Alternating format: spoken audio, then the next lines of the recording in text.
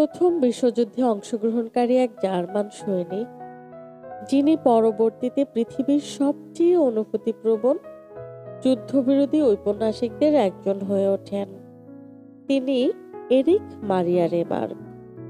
রেমার্কের লেখা যুদ্ধবিরোধী উপন্যাস all quiet on the western front তৎকালীন জার্মানির সমরনীতি ও যুদ্ধের বীভৎসতার চিত্র তুলে ধরেছিল। আর সেই অভিযোগে 1929 সালে প্রকাশিত বইটিকে নিষিদ্ধ করে জার্মান সরকার। উপন্যাসটা পড়ার সময় মনে হয়েছিল সত্যিকার কোনো যোদ্ধার মুখ থেকে যুদ্ধক্ষেত্রে তার জীবনে ঘটে যাওয়া ঘটনাগুলোই শুনছি। এরিক মারিয়া রেমার্কের বাস্তব জীবনের গল্পটা অনেকটা এমনই।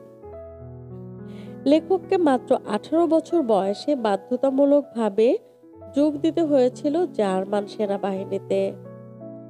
12/6/1917 সালে তাকে পাঠানো হয় ওয়েস্টার্ন ফ্রন্টের 2 নম্বর কোম্পানিতে। সেখানে তিনি বেশ কয়েকটি যুদ্ধে অংশ নেন, খুব কাছ থেকে দেখেন প্রথম বিশ্বযুদ্ধের বীভৎসতা আর ধ্বংসযজ্ঞ।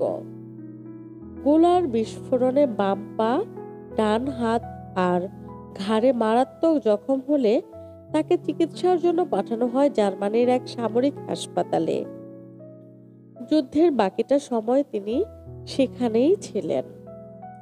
তার জীবনে ঘটে যাওয়া ঘটনাগুলো লেখক 19 বছর বয়সী পল বোমারকে দিয়ে বলিয়েছেন। আমার মনে হয় এই পল বোমার লেখক নিজেই।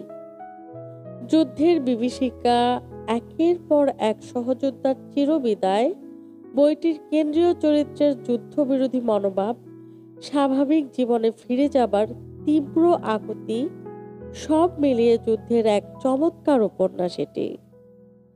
এই উপন্যাসের কাহিনী নিয়ে সিনেমাও আছে, all quiet on the western front নামে।